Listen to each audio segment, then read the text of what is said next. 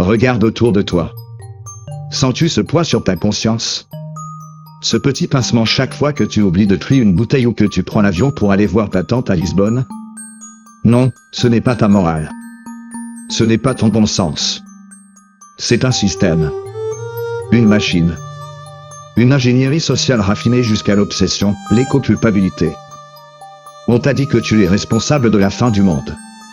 Toi.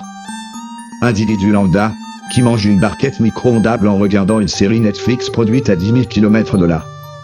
Tu détruis la planète, toi, pas les géants pétroliers, ni les lobbies de l'armement, ni les banques qui financent les mines de lithium. Non, non, non, c'est ton sac plastique de la boulangerie qui va faire tout péter. Bienvenue dans l'ère de la culpabilité climatique personnalisée. On ne parle plus d'écologie. On parle de moralité écologique. Et comme toutes les nouvelles religions, elle a ses dogmes, ses péchés, ses indulgences version greenwashing et ses inquisiteurs, bien sûr. Ceux qui t'insultent sur Twitter parce que tu as utilisé une paille en plastique un soir d'ivresse. Mais posons la vraie question, à qui profite la honte? Car pendant qu'on t'apprend à te flageller parce que tu as laissé la lumière allumée dans les toilettes, l'empreinte carbone de l'industrie militaire, elle, reste non comptabilisée. Étrange, non.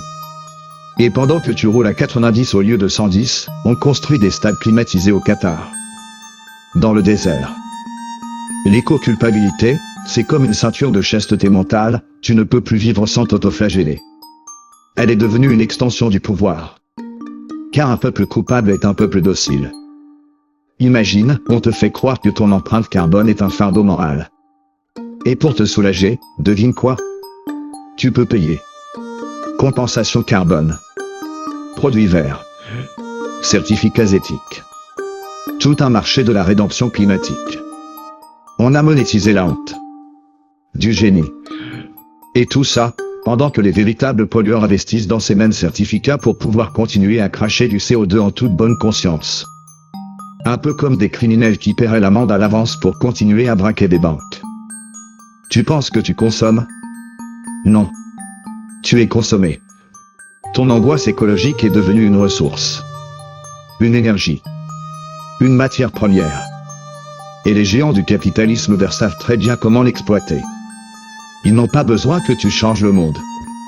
Ils veulent juste que tu crois que tu le peux, tout en continuant à acheter. Et la cerise sur le gâteau? On te donne des influenceurs en trottinette électrique comme nouveaux prophètes.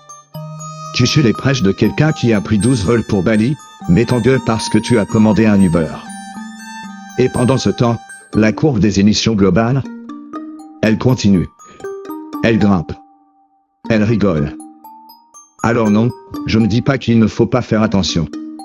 L'environnement est essentiel.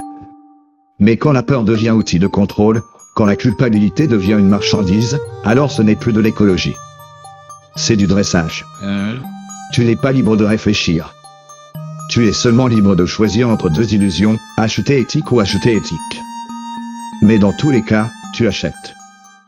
Et si tu refuses le jeu, si tu dis que ce système est biaisé, on te traitera de climato-sceptique, d'irresponsable, voire d'extrême droite parce qu'aujourd'hui, penser autrement que le courant dominant, c'est déjà un délit. Mais rappelle-toi d'une chose, ce n'est pas parce que tu refuses de porter un masque anti-subio que tu es un monstre. Peut-être que tu es juste un humain. Un humain fatigué d'être manipulé, de devoir porter le fardeau du monde pendant que d'autres en profitent les poches pleines. L'éco-culpabilité, c'est l'arme parfaite, silencieuse, douce, socialement validée, et terriblement efficace. Tu n'as plus besoin de chaîne. On t'a mis une laisse morale. Et le pire? Tu la tiens toi-même.